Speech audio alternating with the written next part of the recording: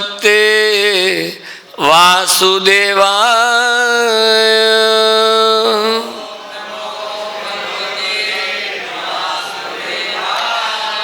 ओम नमो भगवते वासुदेवाय।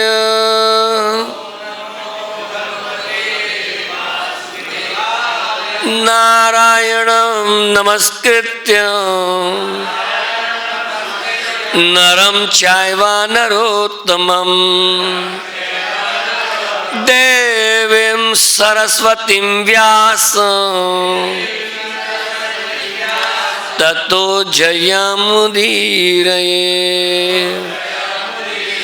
नष्टप्रायेषु अभद्रेषु नित्यं भागवत सेवया। भगवती उत्तम श्लोके भक्तिर्भवति नैष्टिकी। तो आज हम लोग श्रीमद् महापुराण के 7वें स्कंद के 9वें अध्याय में प्रहलाद द्वारा नरसिंह देव को प्रार्थनाओं से शांत करना के श्लोक नंबर 51 को पढ़ेंगे। श्री नारद उवाच एतावत् वर्णिगुणो भक्त्या भक्तेन निर्गुणः प्रहलादं प्रणतं प्रीतो यत् मन्यु अभाषतः। एतावत् वर्णित गुणो भक्त्या भक्तेन निर्गुणः प्रहलादं प्रणतं प्रीतो यत् मन्यु अभाषतः। एतावत् वर्णित गुणो भक्त्या भक्तेन निर्गुणः प्रहलादं प्रणतं प्रीतो यत् मन्युरभाषतः। श्री नारद उवाच। श्री नारद ने कहा एतावत् यहाँ तक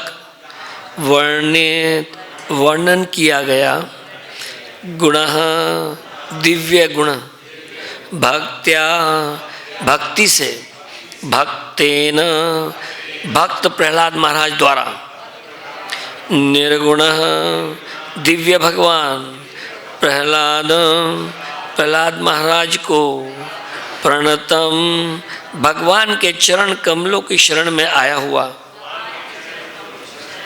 प्रीतः प्रसन्न होकर यत् मन्यो क्रोध को वश में करके अभाषत इस प्रकार बोलने लगे। अनुवाद एवं तात्पर्य by his divine grace AC भक्ति वेदांत स्वामी श्रील प्रभुपाद की।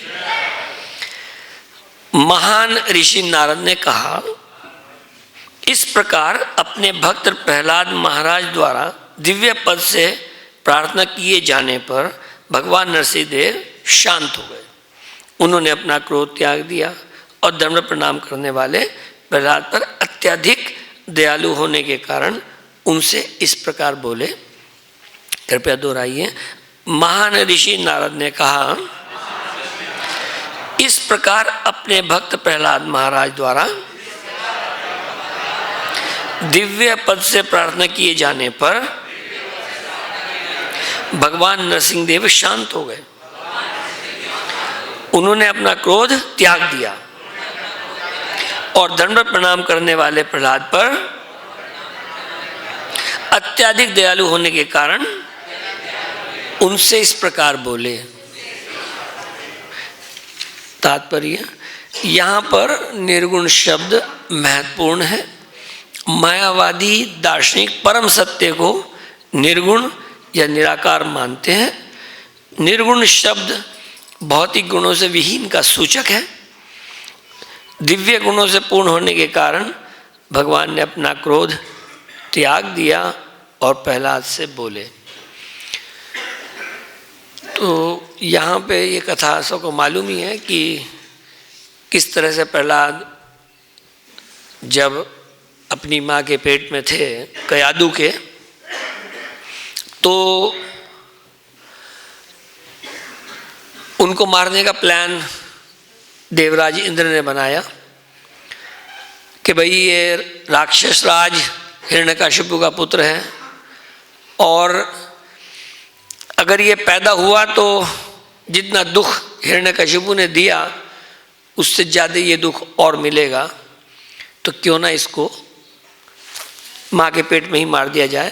तो हिरण्यकशिपु जो है वो तपस्या करने गए हुए थे, तो उन्होंने कयादू को अपहरण कर लिया और प्रहलाद को मारने का उन्होंने निश्चय किया। तो नारद मुनि ने वहाँ पे आके देवताओं को आश्वासन दिया कि ये राक्षस राज का पुत्र जरूर है, लेकिन ये राक्षस नहीं, ये तो महाभागवत है और इसको आप किसी प्रकार का कोई भ्रम ना रखें, कोई कष्ट ना दें। और उनको अपने आश्रम में लेके चले गए। वहाँ आश्रम में माँ के पेट में प्रहलाद महाराज ने महान नारद मुनि ऋषि द्वारा सब भागवत की और अलग ग्रंथों की सब कथाएं सुनी, और जब वो पैदा हुए तो उन्हें पूरा भगवत ज्ञान और पूरा सब उनको ज्ञान पेट में मिल चुका था। और फिर जब हिरण्यकशिपु ने प्रहलाद को षंड और अमर की पाठशाला में भेजा और जब वहाँ से बीच में बुलवाया तो उन्होंने कहा, बड़े प्यार से गोद में बिठाया, प्रहलाद बेटा तुमने पाठशाला में क्या सीखा? तो प्रहलाद महाराज ने कहा कि तत्साधुमन्य असुरवर्य देहिनाम। असुरवर्य देवताओं में, असुरों में श्रेष्ठ मेरे पिताजी। तत्साधुमन्य असुरवर्य देहिना सदा समुद्विग्न असदग्रहात धियाम। जिन लोगों ने ये शरीर धारण किया है हमेशा वो डिस्टर्ब, समुद्विग्न।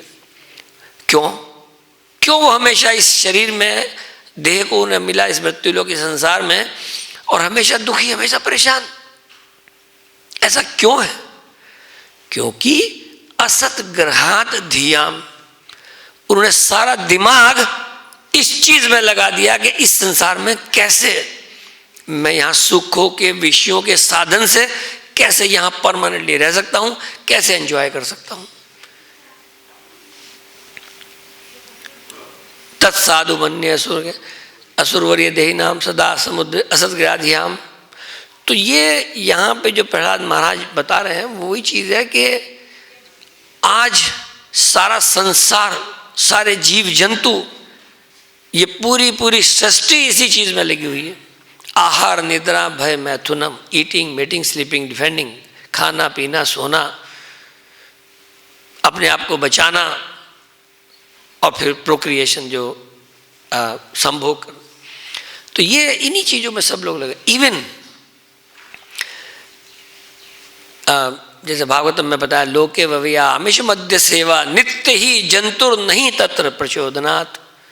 के शास्त्रों में, क्योंकि लोके वव्या आमिष, जीव जंतु सारे, वव्या सेक्स लाइफ, आमिष मीट ईटिंग, लोके वव्या आमिष, मद्य सेवा ड्रिंकिंग। और इसीलिए शास्त्रों में इन बातों को नहीं बताया गया, क्योंकि लोग अपने आप से ही लगे हुए हैं। अब उसी बात को शास्त्रों में बताने लगे तो और लग जाएंगे। शास्त्रों में उन चीज़ों से निकलने की बात बताई, उनसे बाहर आने की बात बताई कि इन चीज़ों को कैसे धीरे धीरे रेगुलेट करके कंट्रोल करना है। मैं जब अमेरिका में पीएचडी कर रहा था, वहाँ यूनिवर्सिटी ऑफ आइडाहो एक है, उसके बगल में एक दूसरी यूनिवर्सिटी है 8 किलोमीटर दूरी पे, दोनों स्टेट यूनिवर्सिटी है, वाशिंगटन स्टेट यूनिवर्सिटी। और वाशिंगटन स्टेट यूनिवर्सिटी में एक आलोक डे नाम के साइंटिस्ट थे जो बांग्लादेश के थे, और वो चूहों के ऊपर रिसर्च कर रहे थे। मैं एक बार वहाँ मेरा जाना हुआ एक प्रोग्राम में, तो वो मुझे अपनी लैब में लेके गए। तो मैं सोचता था कि भागवतम में ये कहा कि लोके वव्या आमिष मध्य सेवा, अब जंतु को मध्य सेवा, भाई ये तो मान लिया कि जंतु आहार निद्रा भय मैथुनम, लेकिन मध्य सेवा के बारे में मुझे थोड़ा डाउट था कि ये मध्य सेवा में जंतु कहाँ से आ गया। तो उनकी रिसर्च जो थी वो इस बात के ऊपर थी, उन्होंने छोटे छोटे पिंजरे बनाए हुए थे, बड़े बढ़िया एयर कंडीशन से फैसिलिटी थी, तो उसके अंदर एक इंजेक्शन सा लगाया था, उसमें जैसे बॉल पेन की टिप के ऊपर जब हम दबाते हैं तो उसमें इंक निकलती है, ऐसे ही उसमें अरेंजमेंट था कि चूहा जब अपने मुंह को वहाँ लाएगा और उस टिप को दबाएगा तो उसमें से एक लिक्विड निकलेगा जो कि वो खाएगा। तो उन्होंने क्या किया कि एक तो वो लगाई, और एक्सपेरिमेंट में एक इंजेक्शन की सिरिंज वहाँ उनके छोटे से पिंजरे में इस बात की लगा, उसमें वाइन थी। और पता ये लगा, और कैमरे लगे हुए ऊपर तमाम, अब रात में तो बैठ नहीं सकते, तो कैमरों में रिकॉर्ड किया गया कि चूहों ने इतनी शराब पी ली, इतनी शराब पी ली कि चूहिया से बाहर पिटाई करी, बच्चों के चांटे मारे, और उसके बाद में वो बेहोश होकर वहां पड़े रहे। और जो खाने के वाली सीन थी, उस दिन खाना नहीं खाया इतना, क्योंकि पीत नहीं रखी थी। तो चूहों तक के अंदर ये टेंडेंसी पाई गई कि उन्हें भी ये वाइन में स्वाद आया। इस तरह देख लो कैसी कंडीशनिंग है जंतुओं की, हम लोगों की कितनी कंडीशनिंग है कि इन चीज़ों से निकलना कितना कठिन है। क्यों कहते हैं भाई शराब मत पियो, जैसे हम लोगों को कई बार इस्कॉन वालों को लोग ये कह देते हैं कि भाई आप लोग ना तो आप खाते मांस कुछ चिकन फिकन खाते हो, ना ये शराब वराब पीते हो, और फिल्में नहीं देखते हो, और क्या आपकी लाइफ कितनी मिजरेबल है, आपका एंजॉयमेंट। तो हमारे पे कृपा कर रहे हैं, हम उन पर कृपा कर रहे हैं कि देखो कितनी सिंफुल लाइफ है इन लोगों की, क्या जिंदगी है इन लोगों की, नरक से बदतर। तो यहां पे जो बात आई तात्पर्य में प्रभुपाद जी ने कहा कि इस श्लोक में भक्त्या भक्तेन निर्गुणः, तो निर्गुण जो वर्ड आया है उसको प्रभुपाद जी ने ट्रांसलेट किया दिव्य भगवान। दिव्य वर्ड का मतलब यहाँ पे ये है कि भगवान हमारी इन पंचेंद्रियों से ऊपर है। सवै पुंसा परो धर्मा ये तो भक्ति अधोक्षजे, अक्षज मतलब हमारी इंद्रिया, अधो मतलब इंद्रियों से ऊपर परे, इसलिए वो यहाँ पे दिव्य, उनका ट्रांसेंडेंटल, भगवान का दिव्य स्वरूप हमें अपनी इन इंद्रियों के द्वारा नहीं मिल सकता। प्रेमांजन छुरिता भक्ति विलोचनेन संतत सदैव हृदयेषु विलोकयन्ति यन श्याम सुंदर चिंत्य गुणा स्वरूपम गोविंदमादि पुरुषम तमहम भजामि। तो प्रेम का अंजन लगा के भक्त लोग, भगवान के जो भक्त लोग हैं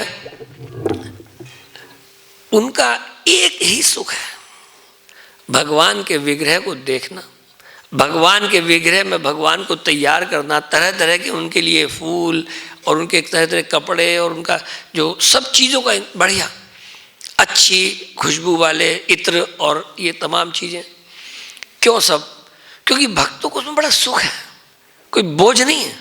हम लोग सुबह सुबह जब माला करते हैं तो हम लोग कोई बोझ में दबे हुए हैं? बिल्कुल ही नहीं, बिल्कुल भी नहीं, क्योंकि यही रास्ता है। इसी रास्ते कुछ भी सबसे, जब मैं कभी कभी कोई मुझे फ़ोन पे इधर उधर से कॉल कर देता है सुबह माला के समय पे, तो मैं सबको बता रखा, मैंने कहा सबसे मुख्य समय मेरे जीवन का है कि मंगल आरती के तुरंत बाद ये माला 5:30 से 7 बजे के बीच में ख़त्म कर। जिनकी सेवाएं हैं वो और किसी टाइम करते हैं निश्चित ही, लेकिन हम लोगों की लाइफ में ये समय इतना महत्वपूर्ण है क्योंकि इससे बड़ी कोई प्रायोरिटी नहीं है। कितने भी मुख्य इंपॉर्टेंट कितनी भी जरूरत की चीज़ें हो, ये समय इस आत्मा के लिए है, भगवान से जुड़ने के लिए। इस समय में हम कुछ नहीं करते, सिर्फ माला करते हैं, माला पे ध्यान करते हैं, और जितनी भी दुविधाएं हैं जीवन में, जितनी भी समस्याएं हैं जीवन में, वो समय आने पे अपने आप धीरे धीरे धीरे धीरे इस माला के सहारे हम लोग पार कर लेते हैं। ये सबसे मुख्य बात। और यही एक समस्या है कि हम लोगों का माला में एकदम से मन नहीं लगता, चाहे तो हम नए भक्त हों और चाहे हम पुराने भक्त। पुराने भक्तों का तो और भी कम लगता है, क्योंकि नया भक्त तो जैसे हम लोग खाना खाने बैठते हैं तो मेरी वाइफ जब मुझे बथुए का पराठा कल दिया तो और आलू की सब्जी दी, तो मैंने एक पराठा तो हवा की तरह उड़ा दिया, और दूसरे पराठे के बाद मुझे लगा कि यार सब्जी में नमक कम है और पराठे में भी नमक कम था, तो पहले में पता ही नहीं चला।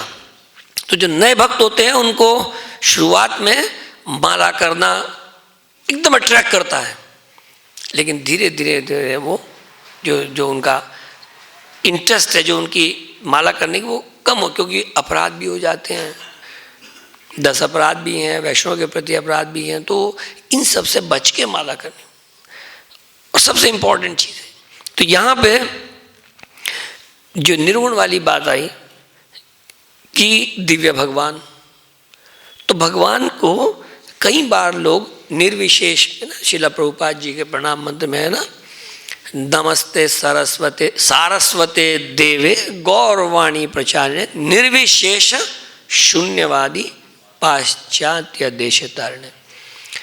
एक बार मुझे मिले कोई प्रभु जी, वो बोले भाई आप इस्कॉन में हैं लेकिन इंडिया में तो इसकी कोई ज़रूरत ही नहीं है, यहाँ तो सब लोग भगवान का नाम जानते ही हैं। और प्रभुपाद जी ने तो, प्रभुपाद जी का तो प्रणाम, इतने नॉलेजेबल थे वो कि प्रभुपाद जी का तो प्रणाम मतलब पाश्चात्य देश ताड़ने, उनको उतारो, यहाँ क्या बेकार में टाइम खराब कर रहे हो, हमें सब पता है। तो मैंने यही कहा कि ये पाश्चात्य जो देश है वो एक स्वभाव है, एक मेंटालिटी है, एक कॉन्शियसनेस है। बैग बोरो स्टील, कहीं से भी लाओ, पैसे लाओ, नहीं हो तो चुरा लो, छीन लो, धोखा दे दो किसी को। और क्या करना कि जो चर्वक मुनि ने कहा, ये मेंटेलिटी है चर्वक मुनि वाली पूरे विश्व में। ऋणम कृत्वा घृतम पिबेत यावत् जीवम सुखम जीवेत अस्य भस्मस्य देहस्य कुतः पुनरागमन भवेत। ऋण ले लो, क्रेडिट ले लो। जैसे आजकल जैसे अमेरिका के अंदर तो पूरी ज़िंदगी ही क्रेडिट कार्ड का कर्जा उतारने में निकल जाती है, क्योंकि वहाँ पे बड़े बड़े सेमिनार, बड़ी बड़ी क्लासेस, बड़े बड़े ट्यूटोरियल, बड़े बड़े काउंसलिंग के, financial counselling government free provide करती है लोगों को कि भैया इस क्रेडिट कार्ड को मत यूज़ करो। लोग कर्जे में दबे पड़े हुए वहाँ पे, क्योंकि वो रैकलेस, मतलब गए बाजार में क्रेडिट कार्ड देखा, उस वक्त तो लगता नहीं। क्रेडिट कार्ड एक प्लास्टिक का दिया, एकदम आगे जब बिल आया तब आंखें खोली, और तो वो एक वहाँ का सिस्टम ऐसा बना दिया, कंज्यूमरिज्म का कल्चर ऐसा बना दिया कि आदमी को पता ही ना लगे, खर्चा करते हुए लगता ही नहीं, और सारा खर्च कर दे।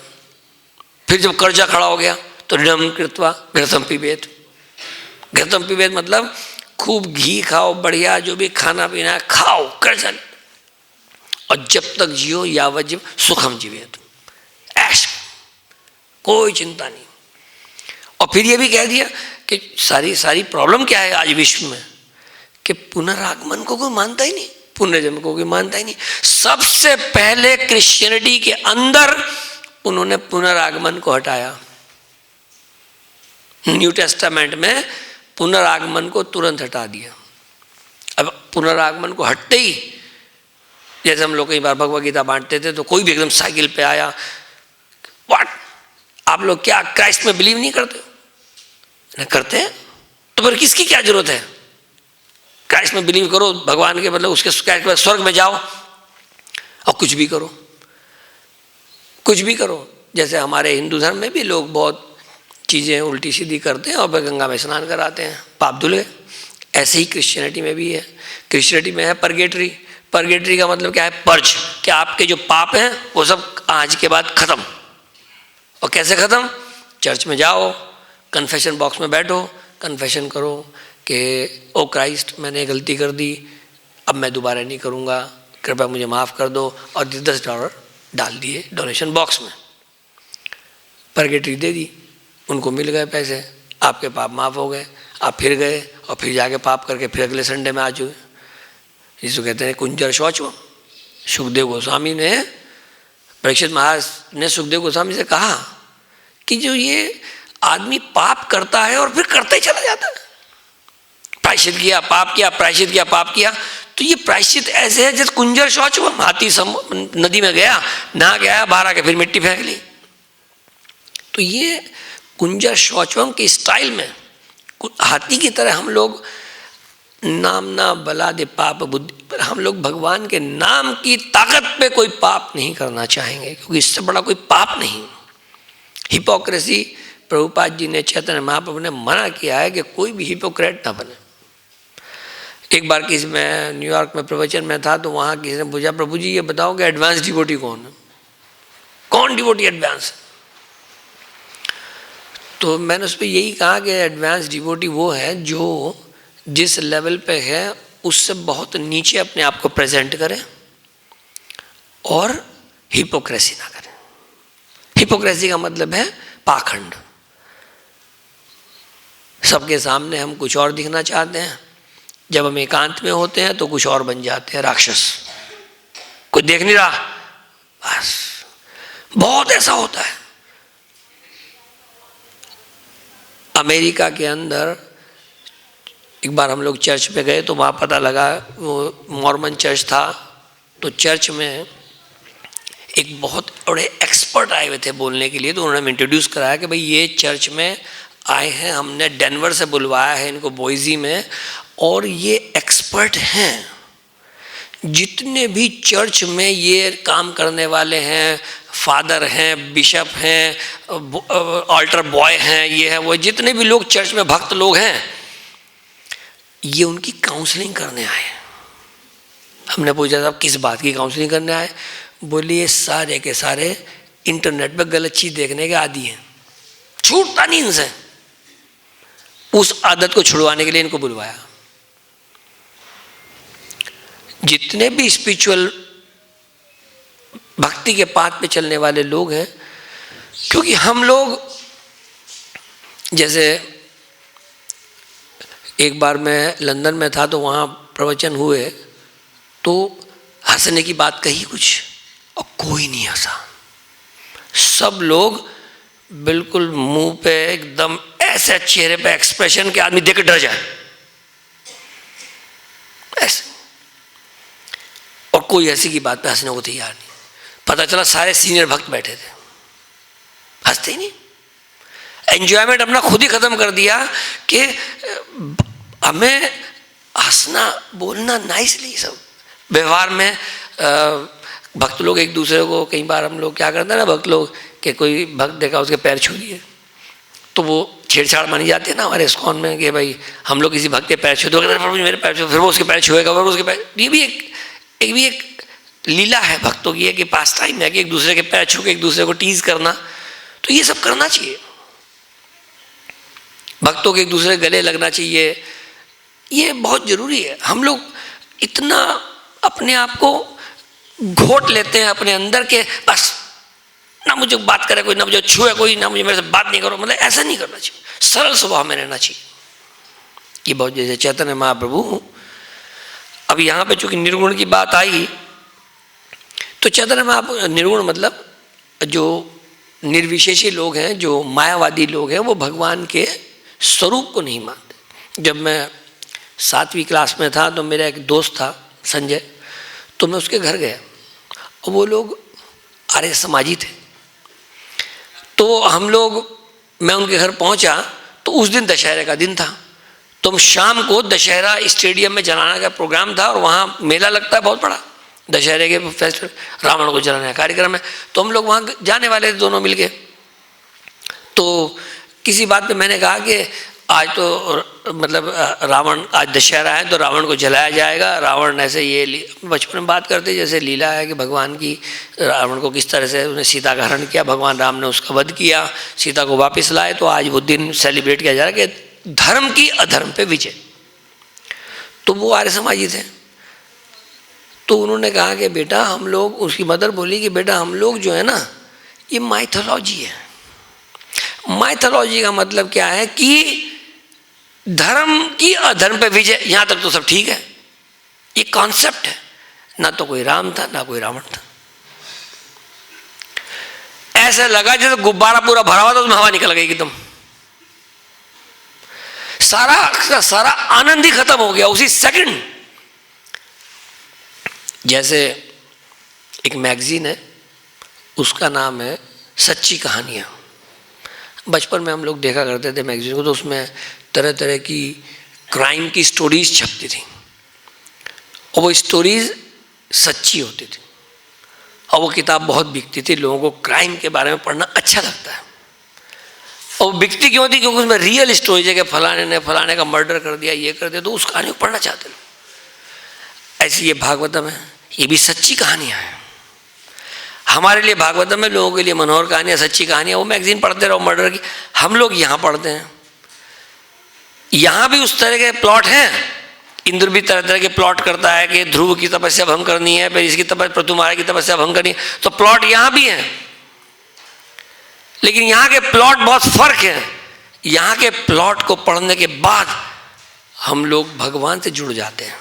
यहाँ के प्लॉट्स को पढ़ने के बाद, यहाँ के षड्यंत्रों को सुनने के बाद, समझने के बाद, महाभारत पूरी षड्यंत्रों से भरी हुई है। द्रौपदी का चीर हरण, द्यूत, क्रीड़ा, सब षड्यंत्र ही तो था।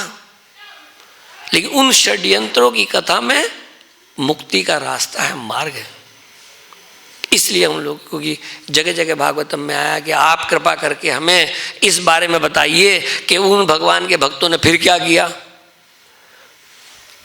अगर और बताइए तब जब ये भगवान से कनेक्टेड, नहीं तो मत बताइए। ऐसी बात भागवत में कई जगह पे आई।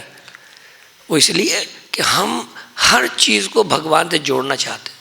तो चैतन्य महाप्रभु जब जगन्नाथपुरी से मथुरा वृंदावन की तरफ आ रहे थे, तो रास्ते में वाराणसी में रुके। और वाराणसी काशी विश्वनाथ, वो भगवान शंकर की नगरी है। और वहाँ पे जो मायावादी लोगों का गढ़ है, वहाँ बड़े बड़े मायावादी इम्पर्स है। जैसे एक बार हम ट्रेन में सफ़र कर रहे थे, तो बनारस जा रहे थे, तो रास्ते में ट्रेन में सेकंड, उस जमाने में 3 टायर था, 3 टायर का डिब्बा था। तो कुछ जटाधारी साधु लोग थे, तो उन्होंने वो जो पीते रहते हैं, स्मोक करते हैं, तो उसमें गांजा वांजा करके तमाम वो चीज़ें पीते हैं। तो इतना धुआं उन लोगों ने डिब्बे में भर दिया कि हमें चक्कर आने लगे बैठे बैठे।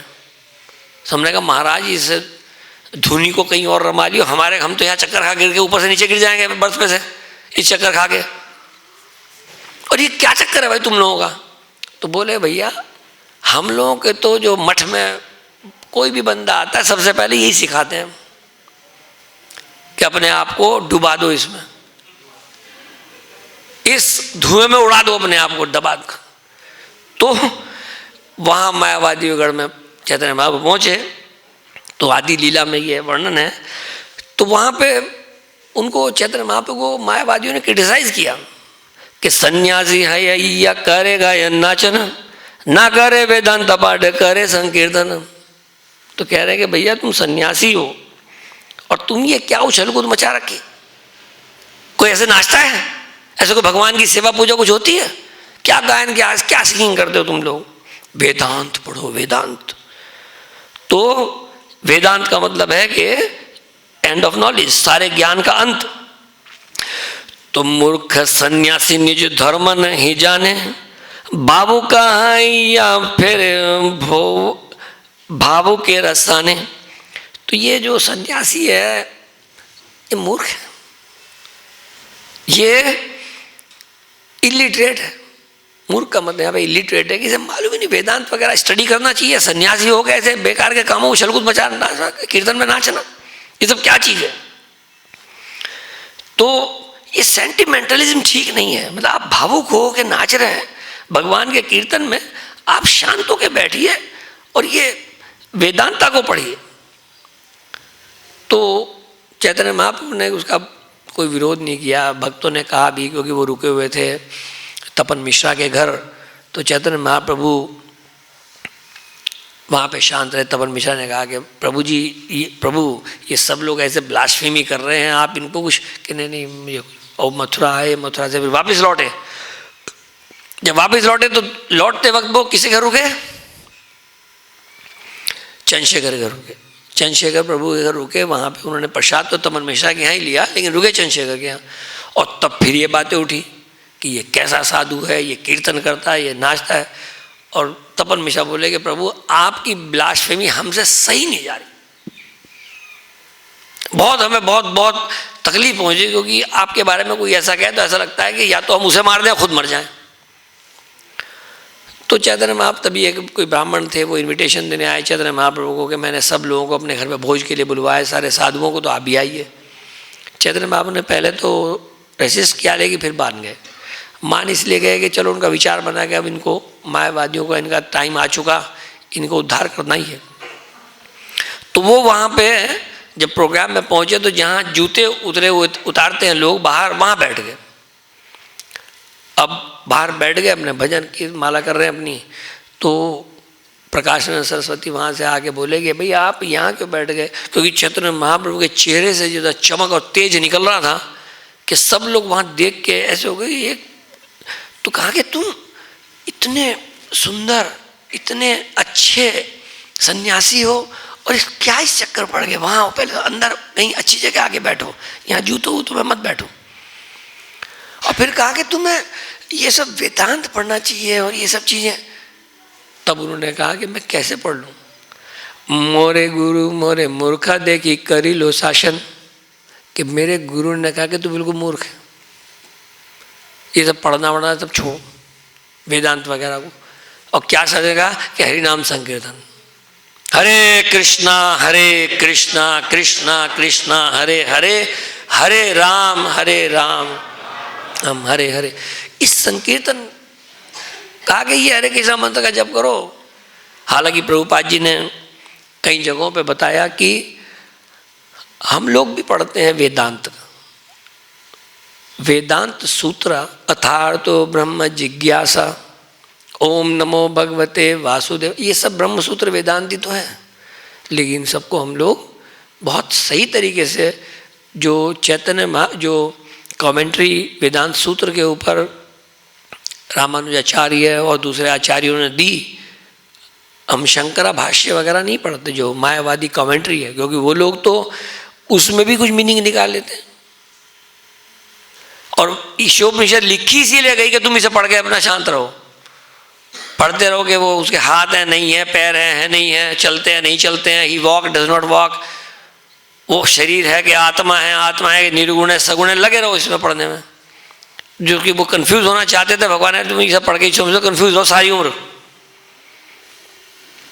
लेकिन भक्त लोगों को प्रभुपाद जी ने बहुत बढ़िया बढ़िया सुंदर सुंदर तात्पर्य लिख के भक्तों को जो ज्ञान आज दिया, आज ये मान के चलो कि आज से 25, 30, 40 साल पहले भारत में ना तो ये जो आज भागवतम हम लोग जो भी मैराथन का महीना निकला और कई लोगों ने हजारों भागवतम के सेट स्पॉन्सर किए, भगवद गीता स्पॉन्सर की, वो सब स्कूलों में रखवाई गई, जगह जगह बंटवाई गई, बच्चों को पहुंचाई गई।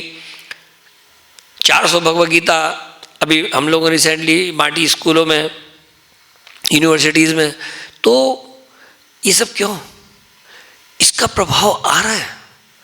आज भारत में जितनी जागृति है, क्योंकि भारत से पूरी दुनिया को ज्ञान मिलना है, भारतवासियों को अपने आप को ऐसे प्रेजेंट करना है कि पूरी दुनिया इनको फॉलो करे। फॉलो करने का मतलब जिहाद या क्रूसेड नहीं है। प्रीचिंग का मतलब है दंते निधाय तिनकम पदयोर्निपत्या काकोशतम एतद अहब्रमीमि। हे साधु सकल विहाय दूराद चैतन्य चंद्र चरणे करतानुराग।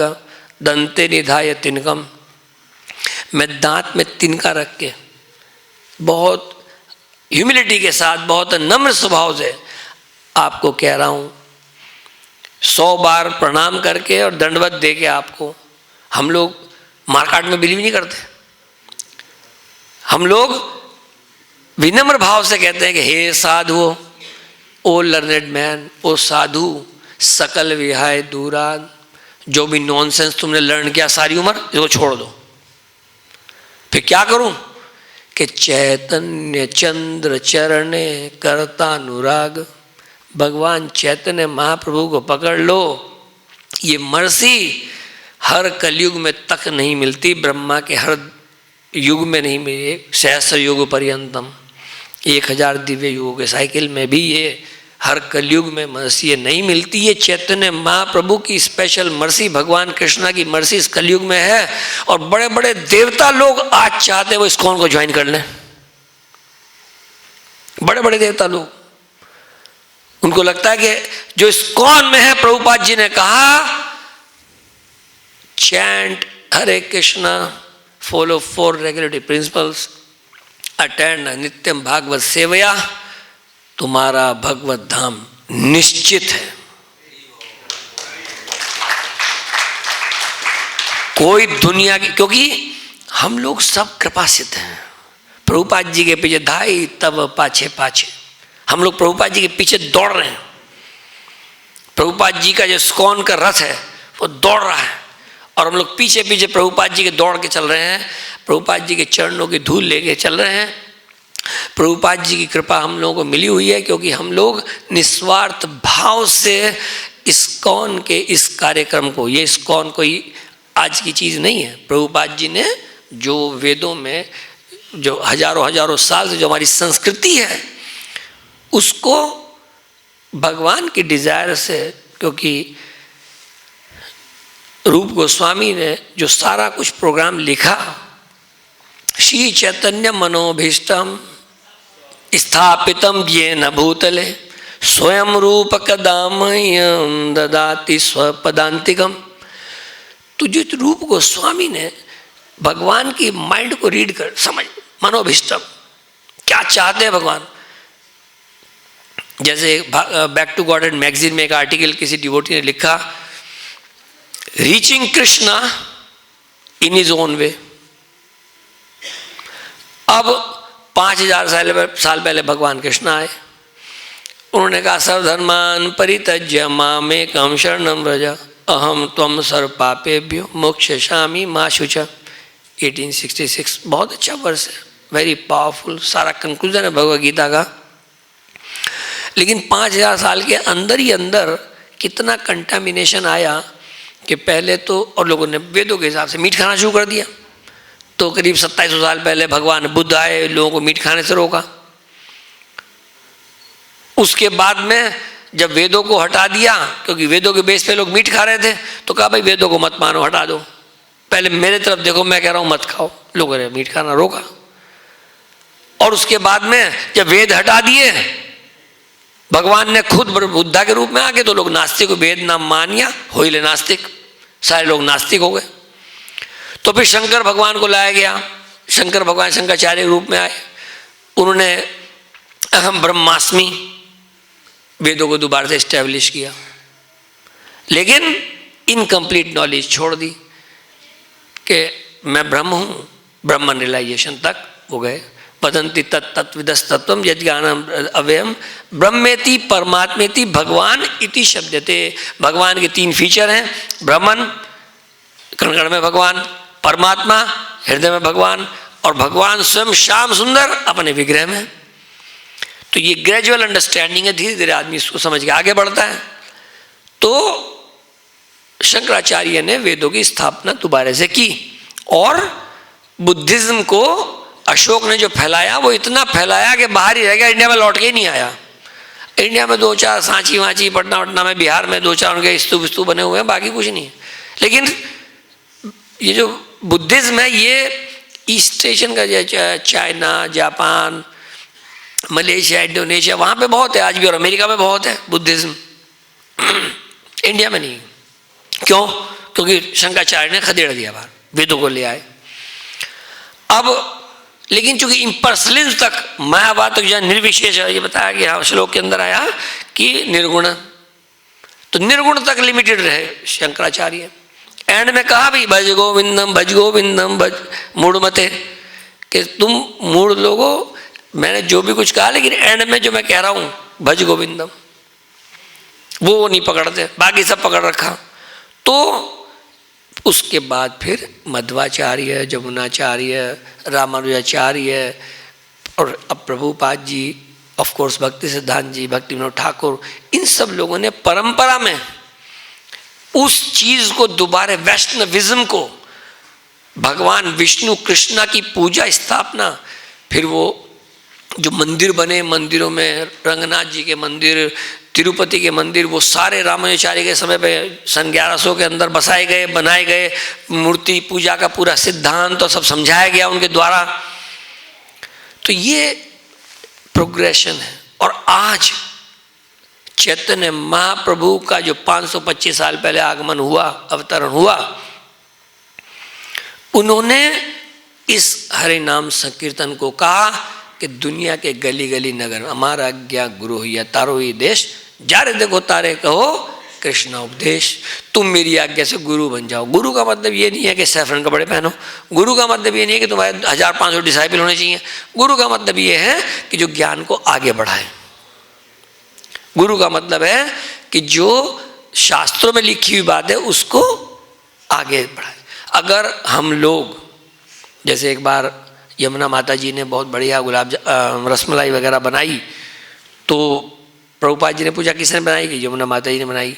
तो कहा कि उनको बताओ कि ये सबको सिखाएं, अगर सिखाएंगी नहीं तो विद्या चली जाएगी। इसलिए हम लोग अगर आज प्रीचिंग नहीं करते, मैं कहता हूं कि प्रीचिंग पे जाने का मतलब ही नहीं, आप सड़कों पे ही निकले, जा रहे देखो तारे कहो कृष्ण उपदेश। आप ट्रेन में हो, बस में हो, एरोप्लेन, मैंने डिवोटीज को देखा एरोप्लेन में बैठे हुए थे। एक बार मैं फ्लाई कर रहा था भुवनेश्वर, तो डिवोटीज बैठे हुए थे, और वहाँ जो बगल में बैठा हो तो किताब भी दे दी, वहीं की वहीं सब समझा दिया, मंत्र सब समझा दिया 5 मिनट के अंदर, 1 घंटे में। फ्लाइट में ही वहीं मंत्र भी बता दिया, इनिशिएशन कर दिया उसका, वहीं जो बगल बैठा तो पार कर दिया वहीं की वहीं। जहाँ भी बैठ जाओ, क्योंकि अगर हम ऐसा नहीं करते, इसका नुकसान क्या होगा? पहली बात तो ये विद्या ही चली जाएगी, कुछ भी याद नहीं रहेगा। प्रीचिंग नहीं करते हैं, कुछ भी याद नहीं रहेगा। और दूसरी बात, खुद माया में चले जाएंगे। Offence is best defence. हमारा ऑफेंस क्या है? हम लोग फ्रंट लाइन में हैं, दूसरे के माया के उसमें जाके गोल मार रहे हैं, धड़ाधड़, एक के बाद एक के बाद एक। अभी गोल बचा नहीं रहे हैं, गोल कर रहे हैं जाके। कैसे गोल कर रहे हैं? कि बुक बांट के, क्योंकि वासुदेव भगवती भक्ति योगा प्रयोजिता जनयति आशु वैराग्यम ज्ञानम च जदैतुकम। कि जब हम भगवान वासुदेव भगवती, भगवान वासुदेव कृष्ण के चरणों में भक्ति, भक्ति योग है ना प्रयोजिता। हम लोग जुड़ गए हैं, भक्ति से जुड़ गए, अपने आप को योग हमें जोड़ लिया है, भक्तों के संग में आ गए हैं। और अपने आसपास हर भक्त से हमारी नहीं बन सकती। क्यों? क्योंकि उनके और हमारे विचारों में, सेवा करने के मेथड में फर्क हो सकता है। तो लाइक माइंडेड 2-4 भक्तों के साथ में जुड़ना बहुत जरूरी है। अगर कहीं विचार बहुत ज़्यादा नहीं मिलते तो थोड़ा सा अलग को हट जाना चाहिए, ऑफेंस नहीं करना चाहिए। तो वासुदेव भगवती भक्ति योगा प्रयोजिता। अब उससे क्या होता है? जब भगवान की सेवा में लगे, जनयति आशु वैराग्यम। जनयति मतलब पैदा होता है, आशु मतलब क्विकली, वैराग्यम मतलब कि भैया ये शरीर छोड़ के जाना है, यहाँ किसी का कुछ रखा नहीं है। मंदिर में भगवान की, क्योंकि मैंने देखा ये बात कि खुद अपनी लाइफ में देखा, जितना आप देंगे ज्ञान को और धन को मंदिर की सेवा में, भक्तों की सेवा में, उतना बढ़ता है। ये प्रैक्टिकल बात है, खुद देखा मैंने। जितना आप देंगे उतना ही वापस आएगा। जैसे होती फल बेचने वाली, भगवान कृष्णा छोटे से के फल ले लो, फल ले लो। वो आए कि बेटा फल तो तू ले रहा लेकिन लाएगा, तो वो अपनी 2 मुट्ठियों में जरा सा अनाज ले गया है, और वो भी आते आते सारा गिर गया। ठीक है बेटा, तू इतना सुंदर है, बस तू सब कुछ ले ले लाला, मुझे जो तूने दिया ठीक है। और जब वो घर पहुंची देखा पूरी टोकरी में हीरे जवाहरात रखे हुए थे। भगवान किसी का रखते नहीं, भगवान को कुछ नहीं चाहिए।